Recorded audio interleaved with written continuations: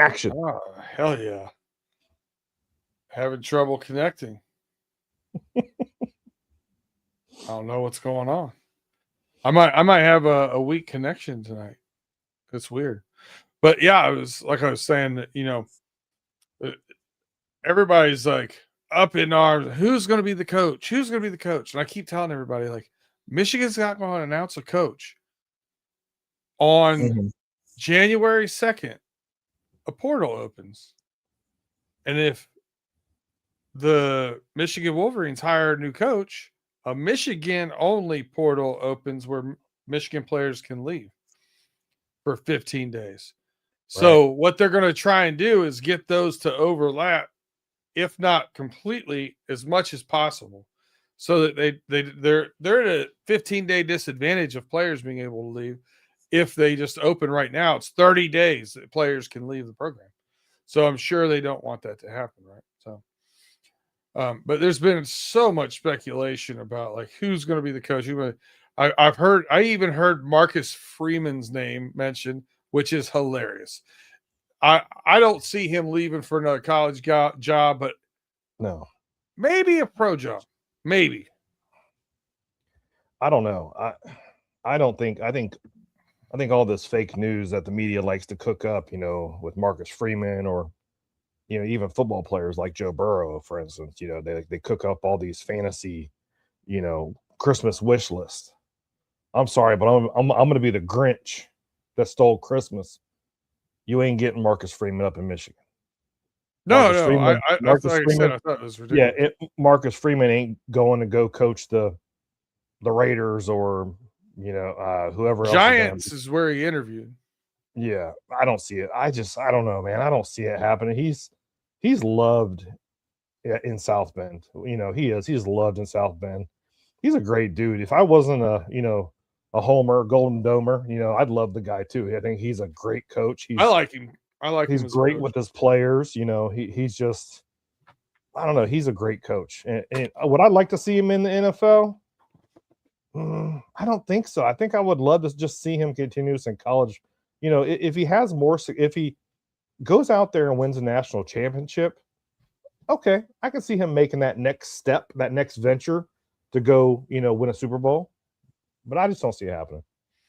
I will say this. I think it's different when you talk about the media kind of making their own bloviating stories and whatever and whatever. I think it's different in like the Joe Burrow case, taking stuff out of context and that's just speculation. They're just spreading speculation. It's all that is. About him being down means that he wants out of Cincinnati or him whatever. Like and we all speculate a little bit, but some people are like portraying it as fact, and that's bizarre to me. I'll say this about coaches and sometimes players, but definitely coaches. I think a lot of this he might be interested in this job is spread by agents. Oh, yeah. I think it's an agent calling a media member going, hey, man, Marcus Freeman might be interested in this Giants, blah, blah, blah. So they put that out there. You might be interested in the Giants. And next thing you know, they get an extra couple $1 million a year. Yeah. Thanks, yeah, Notre Dame. I can totally see that. You put, it's like people try putting this stuff in the universe and hoping it comes true. Until ink is on paper, it ain't happening. Just, just keep writing your Christmas wish list and you can see if it comes true or not. But, as we say on Running Through the Jungle, what is it, Brandon? Hope is not a strategy. Hope is not a strategy, my friend. That's a good way to start the segment.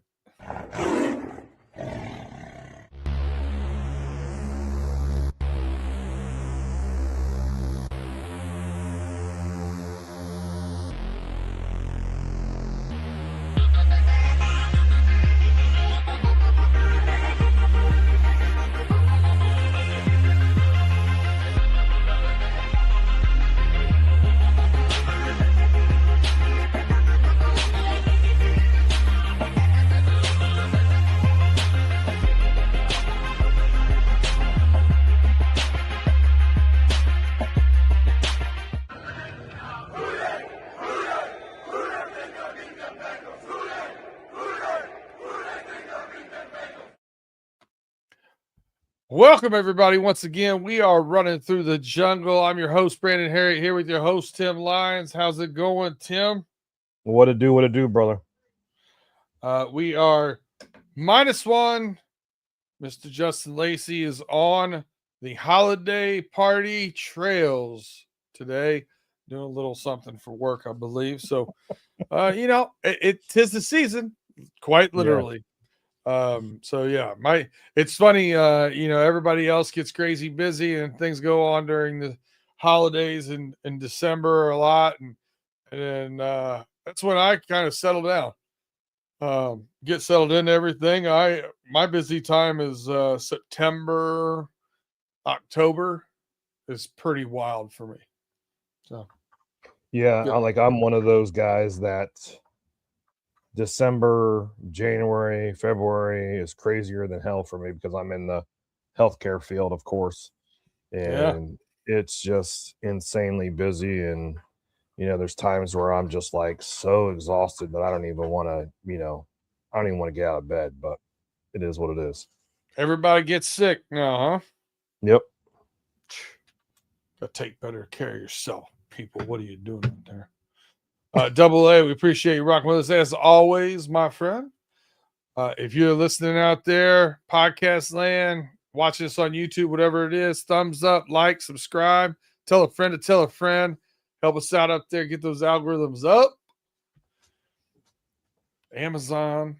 I didn't realize that I could tell my Alexa to listen to my own podcast. How about that? That's fun. Just tell Alexa, hey, I want to listen to Running Through the Jungle, a Cincinnati Bengals podcast. Because if you just say Running Through the Jungle, you're probably going to listen to some music. Some CCR. That's right. That is correct, my friend. All right. We're going to do it a little different. I don't think we had a roaring reactions that I saw. Is that correct? No, we didn't. No, we didn't. There was no roaring reaction to give that game, to be honest with you. Because there wasn't a whole lot to roar about, that's for sure. No, it was wasn't a whole lot to roar about. So let's do a little reactions here. Just give our overall reactions to the Ravens games, anything that was said, whatever. I think my outlook on it and whatnot is probably a little different than the average person. So I'll let you start off, Tim. Like, what was your reaction to this Ravens game? Where the Cincinnati Bengals were able to move the ball a little bit, but just weren't able to punch it in, weren't able to put points on the board. What did you think of the game? Yeah, I have nothing to react to because literally we got shut out. I wasn't really expecting a shutout. It was kind of like, what the hell's going on here? I know Joe Burrow had a bad game. He did. He even to his eyes, he had a bad game. He told everybody, no matter what NFL team that I was on today, I would still have lost this game. Which I agree. I agree. And it's good to see that he's taking accountability for his bad play. Defense is still the defense. They're still, we lost 24-0, and Joe threw a pick 6. So they're still under 20 points or less these last 3 or 4 weeks now. So that's promising. That is promising. But other than that, the season's pretty much done for us. These last games that we have left, it's the Dolphins this week. Then we have the Cardinals and the Browns. They don't mean shit because all of them are, the Dolphins still, I don't know. Can they still sneak into the playoffs? No? Yeah. Okay. All right. So these next 3 games mean nothing to any of the teams, to be honest with you. It's just to go out there and play football, go out there and see our team. I'm a ride or die Bengals fan. I'm going to ride or die with them. It's been that way for many, many moons. But the game was it was a disappointing game. It was definitely disappointing on offense. When you have Jamar Chase going out there for 100 plus receiving yards, 0 touchdowns. You got Chase Brown out there, a total of 100 total yards, 0 touchdowns. It's disappointing. So, I know there's a lot of speculations going around, and they're talking about change and all this other stuff. but it is what it is. It's another loss. Good luck to the Ravens. Yeah, my reaction is a little different, and you kind of hit on why. We're now eliminated from playoff berth. I was dreadful that when Joe Burrow came back, especially when we won the first game. I was dreading the fact that we might somehow figure out how to run the table. And why was I dreading that? If you watched Pay Dirt earlier, you heard this already. If you didn't, I highly suggest you do. We were 4-2 last week. We're getting a little bit rolling. Mediocrity is the enemy of excellence. And what do I mean by that? When we continue to just miss the playoffs and get the 17th pick in the draft, or we continue to do these things, we have a worse draft pick. And I know a lot of people talk about that whenever. I'm not putting all like this thought process or this take on just the draft choice, but the Bengals have proven we can't get a middle round draft pick that can come in and immediately help out the team. It's always somebody that takes 2 years before they start making an impact. They keep getting project people, and I don't understand. The real thing too with this is they don't make the changes necessary. And I think this is where a lot of the frustration lies. And I talked about the Joe Burrows. He's setting the table for conversations he's going to have outside the season with ownership and leadership for the Cincinnati Bengals.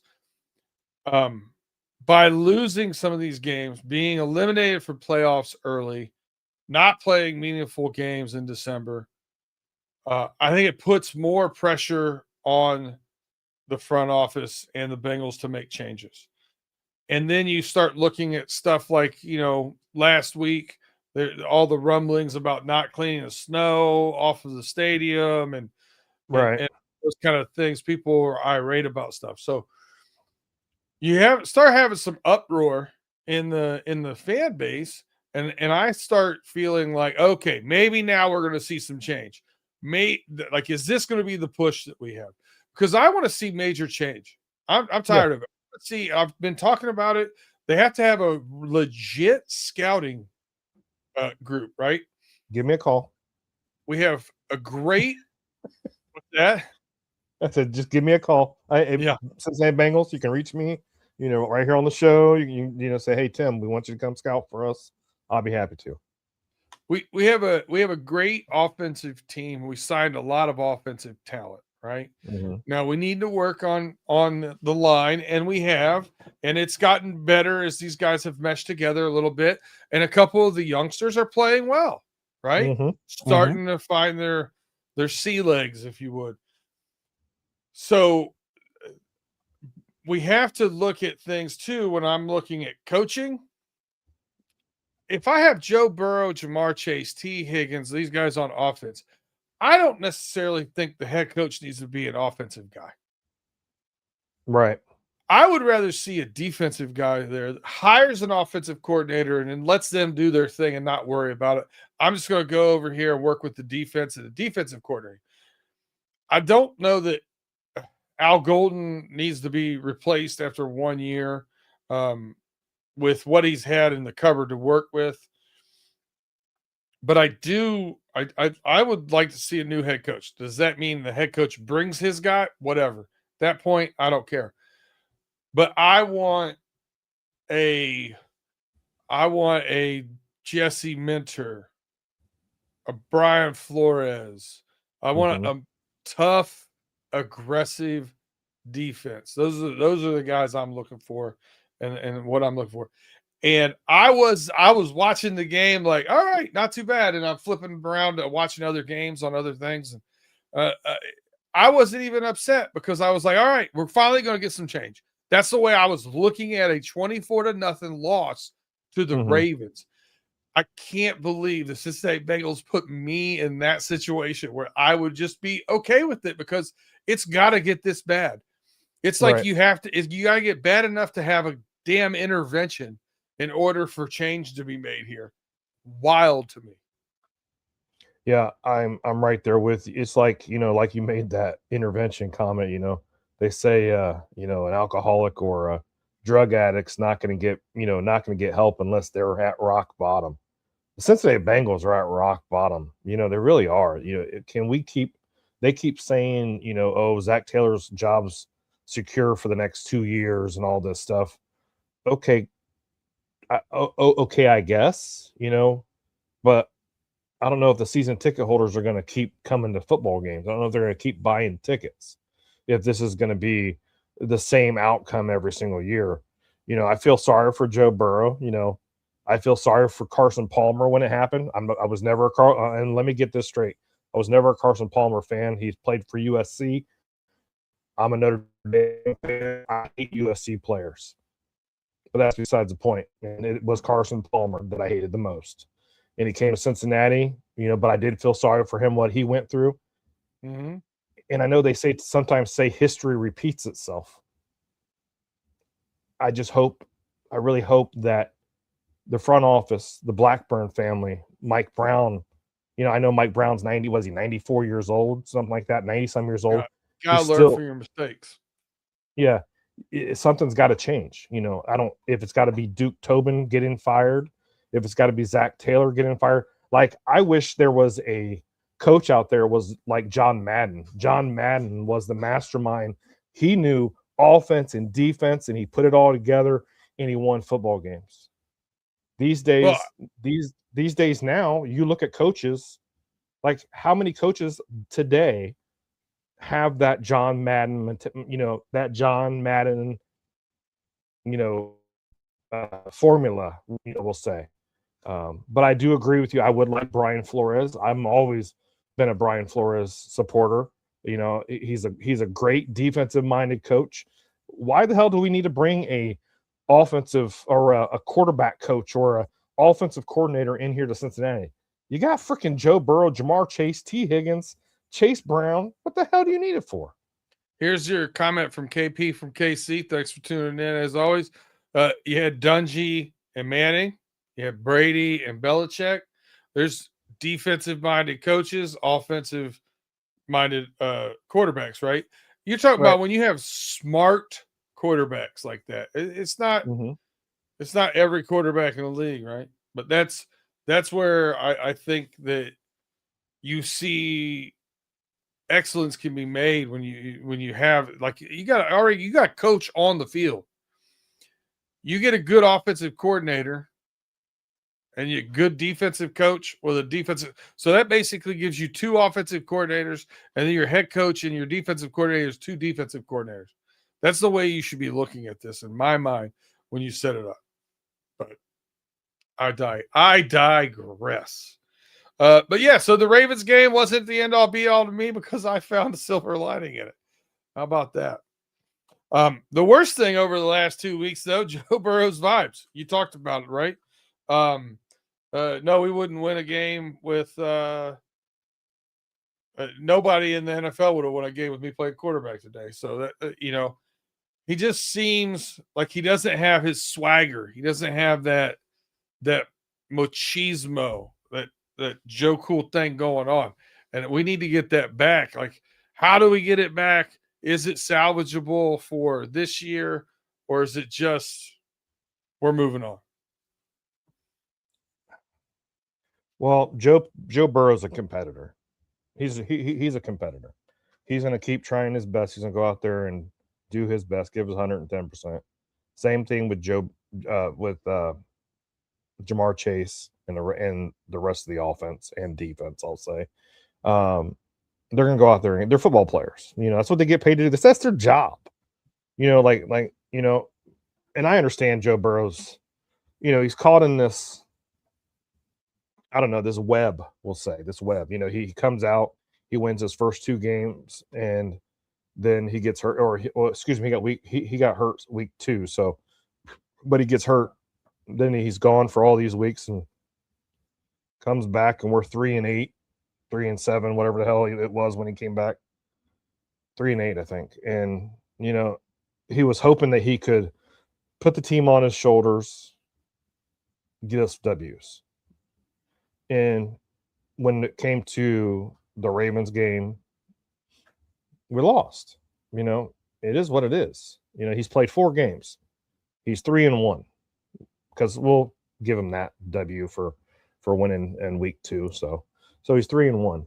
But he's just, I don't know. How do you expect a player is supposed to feel? You can't feel happy about all this shit. You really can't. As being the starting quarterback, to come back, your team is 3-8. We're third in the AFC North. There's a snowball chance in hell that we make it to the playoffs. And it all depends on Joe Burrow to carry everything on his shoulders and the rest of the team. I won't just say Joe Burrow, but it's Joe Burrow and the rest of the team to carry everything on their shoulders and to win games. When then in the end you lose, you get knocked out of the playoffs. How do you expect someone's going to feel? And he's made comments of, no, the comments that he made last week, it was during his birthday and had nothing to do with him leaving Cincinnati. And he sees himself, they asked him a question, do you ever see yourself not playing football for Cincinnati? He said, no. He goes, but then he made the comment of, well, I can't predict the future pretty much. And, things change. You never know. And you honestly don't know. You're a football player. 1 minute, Micah Parsons is playing for the Cowboys and he thinks he's going to get this deal from Jerry Jones and crew. And next thing you know, he gets traded right before the season starts. So you never know what's going to happen. But you can feel it that Joe's he's pissed off. I won't say he's pissed off. I just think he's just down like any other player. Like, what do you expect? You're paid to play football. You're paid to win football games. You're not winning football games. How do you expect someone's going to feel? Have you ever heard me be critical of Joe Burrow? No. I don't know that I ever have been. No. And I'll say this. I think he's, when healthy, the best quarterback in the league. God's honest truth, not saying because I'm a homer. I honestly believe that. Yeah. The problem I have with what's going on right now and with Joe Burrow is I think we've all been there at work. It's a job. Let's not forget that. At work, we've all had times where we're down on things, right? I work in the sales field. I'm not necessarily a sales rep anymore. I was. But I'll tell you what we see out of that is we see sales reps go through ebbs and flows, right? And when they get one, they might go, 6-8 weeks without opening an account. And when they open one, they always open a second.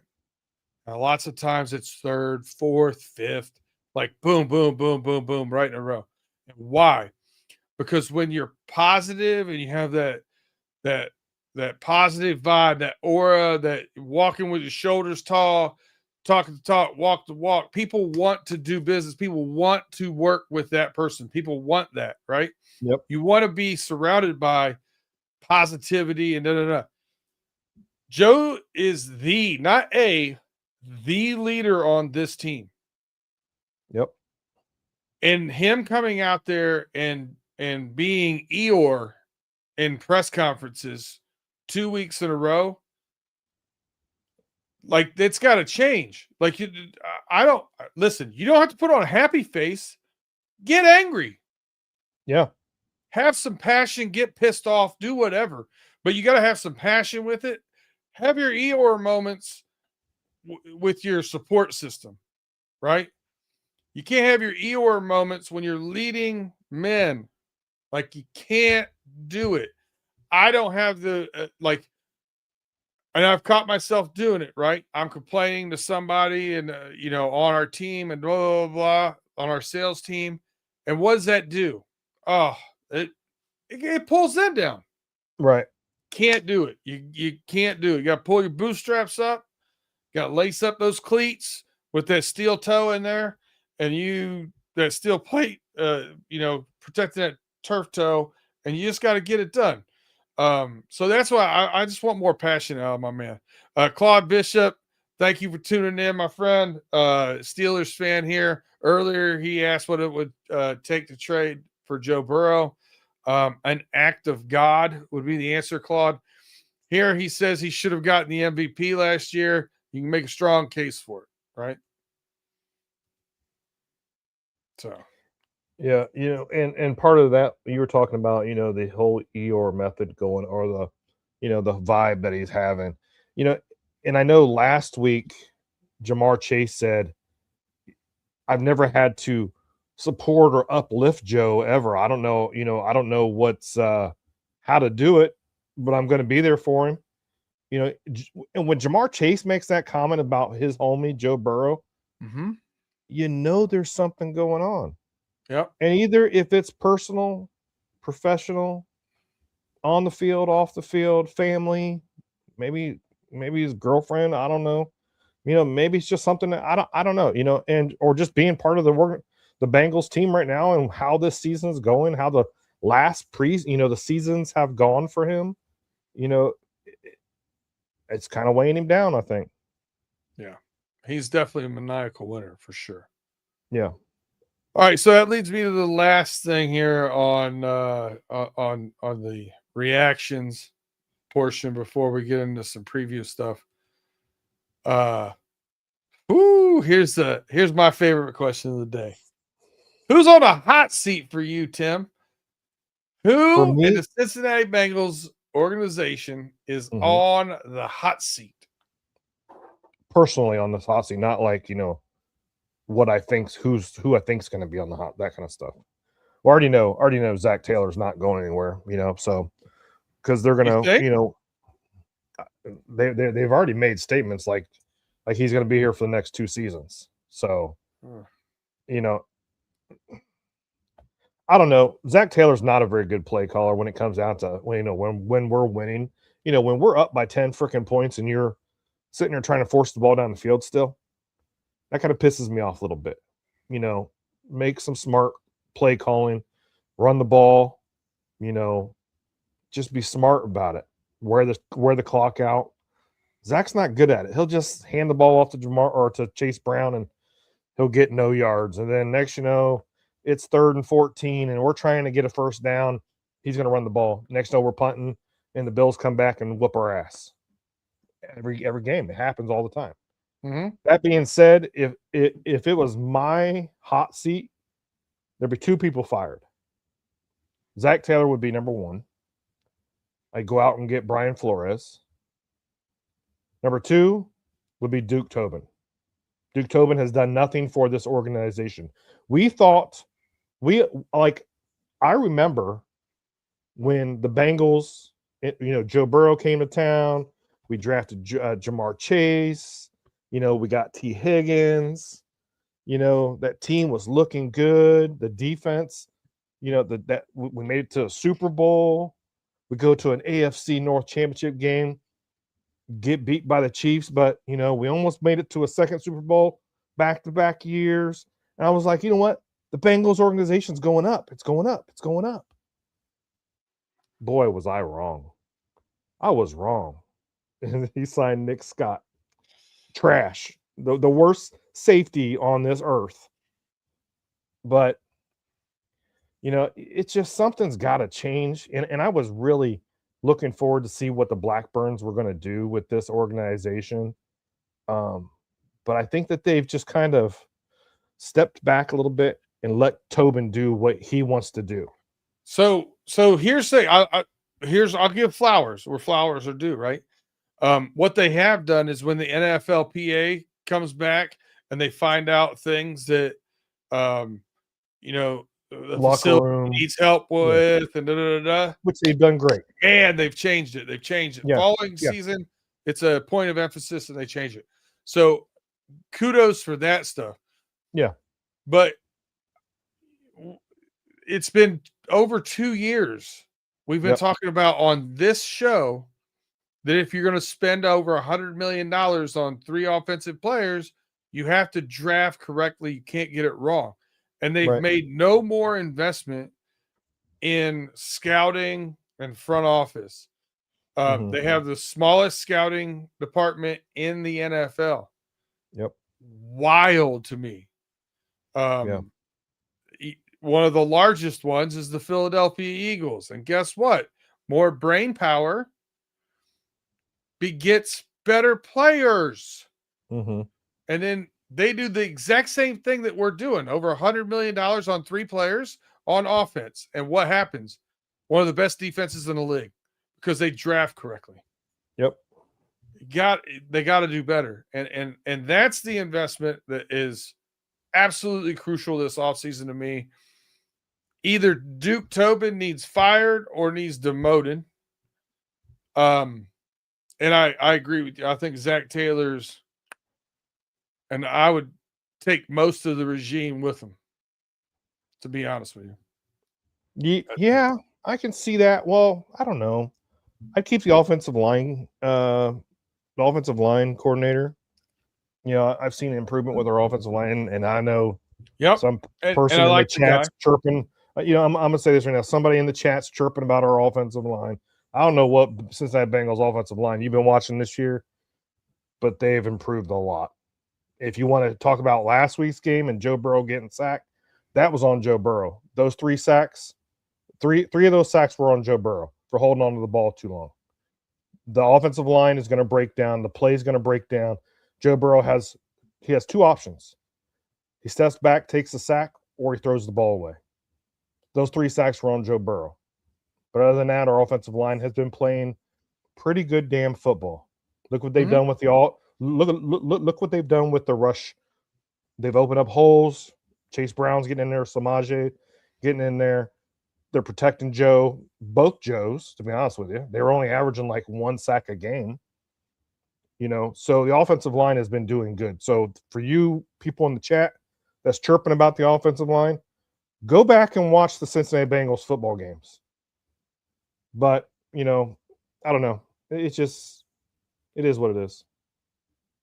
Chirping. All right. Well, that is it for the reactions. We're going to take a quick break here from our sponsors. If you haven't yet, please hit that thumbs up, that like, that subscribe, rate, and review. If you have not, we appreciate it. Share us, tell a friend to tell a friend about where you come for AFC North and Cincinnati Bengals insight. We appreciate you guys rocking with us, and we'll be right back after these messages.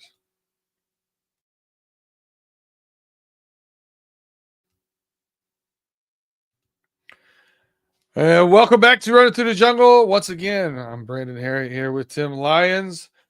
We went over our reactions to the wonderful 24-0 drubbing at the hands of the Baltimore Ravens. Now, hopefully talk about something that's a little more uplifting, we'll say. We're going to preview the Dolphins matchup and keys to the game, and we'll do it a little bit different since we mashed this together with the reactions.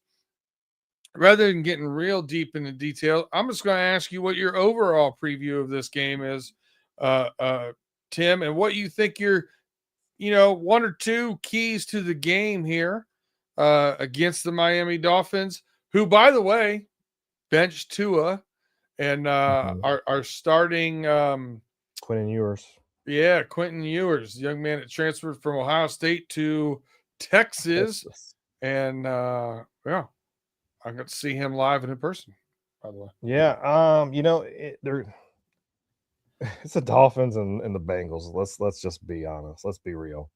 I actually thought that the Dolphins were going to play a better game against the Steelers than what they did on Monday Night Football, and boy, was I disappointed.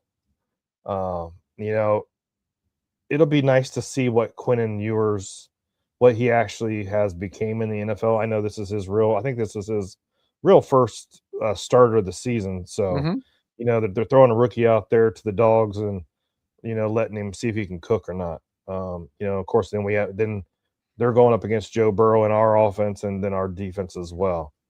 Can the Cincinnati Bengals defense hold up on the rushing front? And also the tight end front. That's always been a test.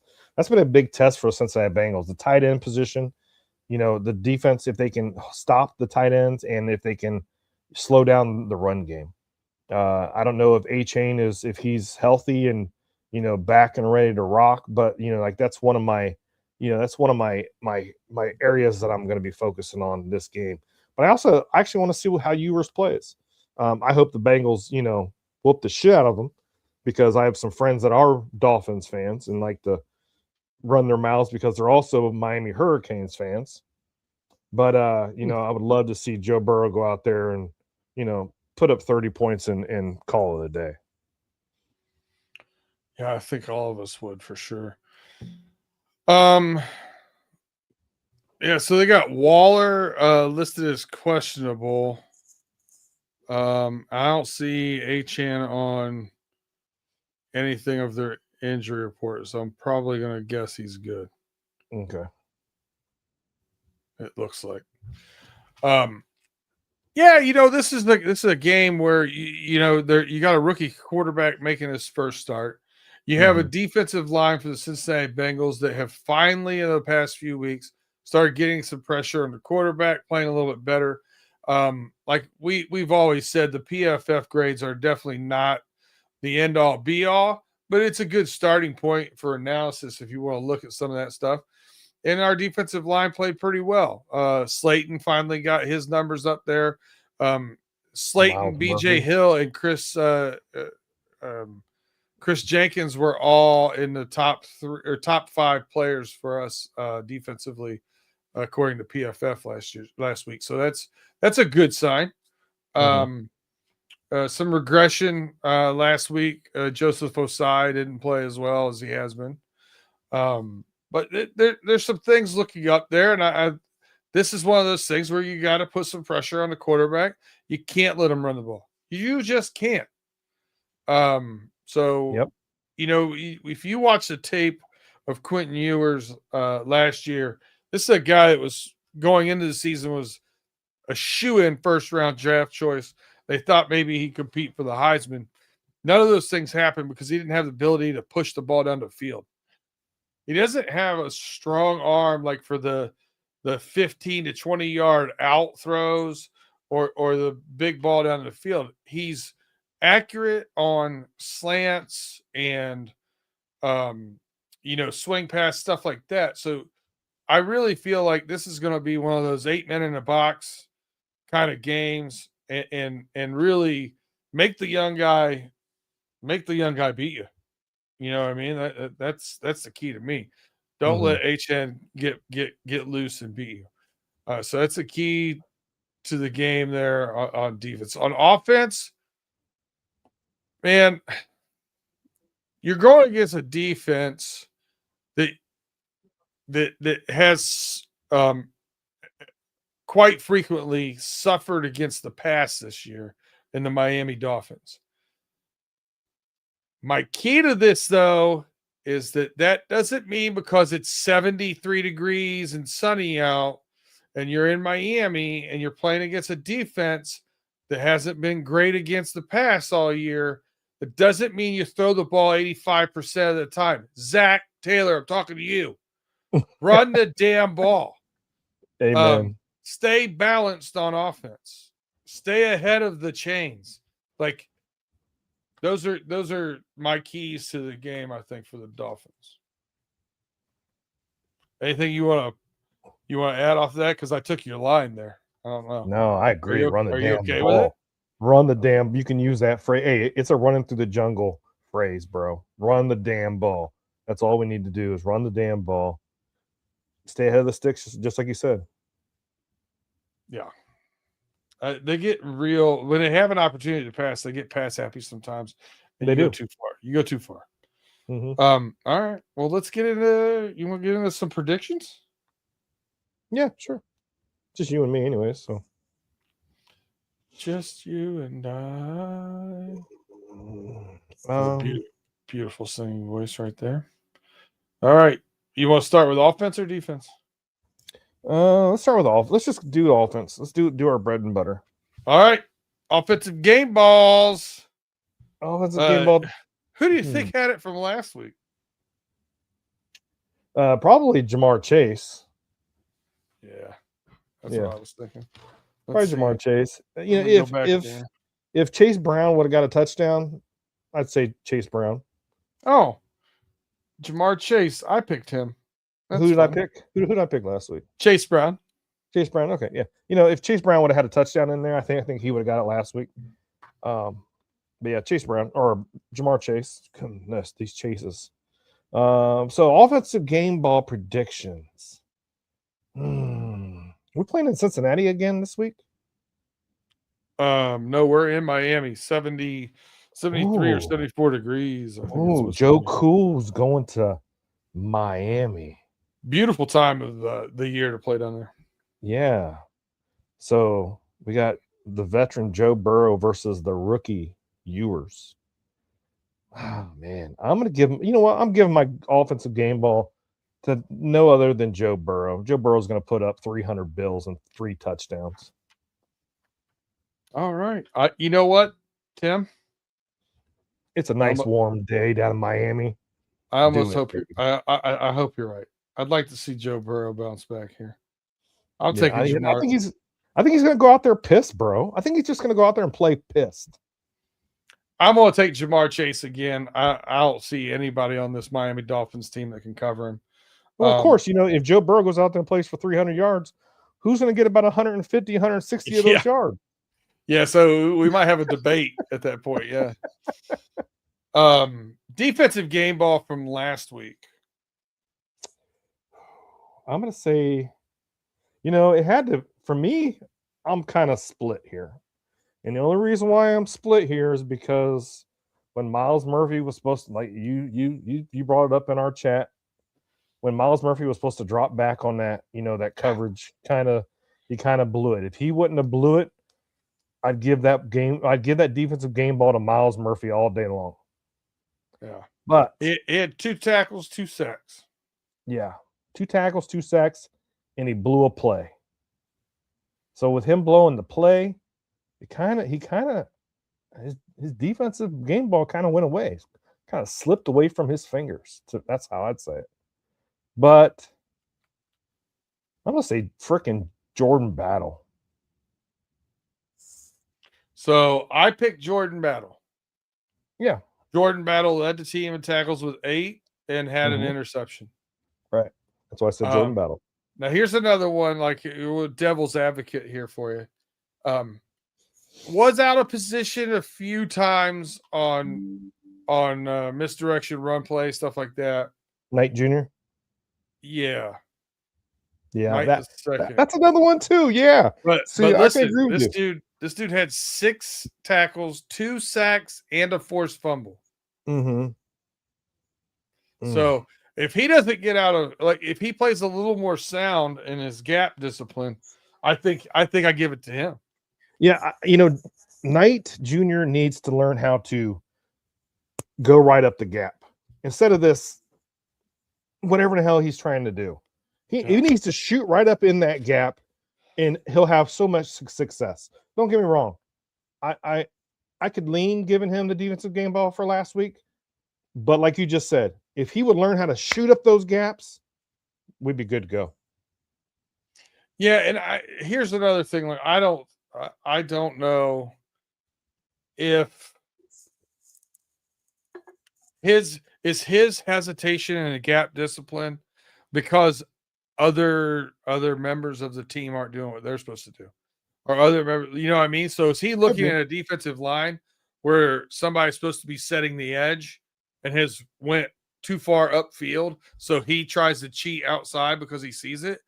Like, there's some questions there that I'd like to know answers to before I get, you know, too into it. I think what we need to do is we need to talk to Mr. 20, you know, what is it, 22 play? What is that, 22 film, whatever guy? Oh yeah, all 22. All 22 film to see if Mr. Big G can check out those plays and see if he was making a coverage mistake or if he was just trying to cover for somebody else. Yeah. Claude asked, is T. Higgins playing? Claude, T. Higgins was limited in practice today. That's all I can tell you. He's still going through concussion protocol. Has not been listed as yes or no. So he was limited in practice today, listed as questionable. All right, defensive game ball predictions for this game against the Dolphins. Who do you think gets the defensive game ball, Tim? I don't know. After what we just talked about, I was really high on Joseph Asai, but Asai kind of took a step back last week. Miles Murphy, yeah. Miles Murphy playing good ball. Demetrius Knight Jr. playing good ball as well. Jordan, we saw some positive things from Jordan Battle. DJ Turner. I don't care what anybody says. DJ Turner's putting the league on notice. I don't care what anybody's saying about DJ Turner. DJ Turner's playing great ball. He deserves to be a Pro Bowler. But you know what? Man, I'm gonna go with. I'm struggling here, bro. Like I'm sweating. Oh man, who do I go with? I know I'm babbling on. Sorry, listeners. I know you're listening to me babbling. Oh, man. You need me to go? You know what, Brandon? Go ahead and go. Screw it. Go ahead and go. Here it is. We got a first-time rookie quarterback, and I think he's going to, try to make his presence known, presence felt. And like I said, he likes to do the short, intermediate, over the middle, out to the side, out to the flat, whatever. And a guy that I think really kind of that's his area where he flourishes on press man coverage and on zone, in that kind of intermediate level. Dax Hill. I think Dax Hill gets an interception here, gets a couple tackles for loss. I'm going to take Dax Hill to win. All right. Well, first time we've heard his name on the defensive game balls for a while, by the way. It has been. It's been a while. You know what? I think I'm going to go with Miles Murphy. I think Miles Murphy still shows his presence. Maybe he makes a little corrections. Don't make very many mistakes because he is playing against a rookie quarterback. How complex is the Miami's playbook going to be this week? He's going to have to be quick on his feet, or he's going to have Miles Murphy, Osai, Slayton, or somebody up his ass. So I'm gonna go Miles Murphy. He has to make sure he's setting the edge first because of Achane. Yeah. Achane's one of the fastest guys in the NFL, not even in this game. Yep. So if you allow him, if you go too far upfield and you allow him to run inside of you and around the outside of that tackle box, rut row raggy. Yep, I agree. So he needs to make sure he's setting the edge. Other than that, I like what he's been doing. So I'm not terribly upset with that. Oh boy, oh boy, oh boy. I'm gonna let you go first on this one. Listen, we're doing score predictions at the Dolphins. I should have probably stuck with my guns and picked us to lose every game the rest of the season. I did not last week, and we got our tail whooped. But man, I think we right the ship here. I think a little vitamin D, a little South Beach is good for Joe Burrow. Uplift him a little bit. 7-degree weather is not going to get Eeyore out of him. I think South Beach might be able to do that. So I think we right the ship here. Give me a 27-13 Bengals win by 2 tutties. Hey. I like it. So I was looking at the spread. I was like, man. Oh, whoa. Claude Bishop. Great show as usual, gentlemen. Send Joe Burrow to the Steelers for 2 first-round picks, please. No. Claude, you're lucky there's no Matrix on this program. That'll never happen, bro. Oh, that's diabolical. Yeah. Oh, this diabolical Claude Bishop. Hey, put him in the crazy room, Tate. Put him in the Matrix. No, wrong show. No. Anyways, thanks for we appreciate you coming here and listening as always, Claude. But my score prediction is going to be Cincinnati Bengals win 30 to, you know what? I'm going to say it's going to be a 10-point game, 30 to 20. I dig it. We need it. I think this is a good get right. Again, we finish the season up with what, the Arizona Cardinals and Browns, I believe. Yeah. So we definitely have winnable games on the way out here. Is that going to make me regret this? Is that why we're going to hold on to Zach Taylor? I hope not, man. Come Because on this now, whole, man. you know, it's just the facts that I'm glad that we didn't end up 9-8, because that gives them even a more, a bigger reason to keep on Zach. Like, oh, Yeah. well, he's given us these, winning seasons. But this year is just not. It's just not. That's not the case.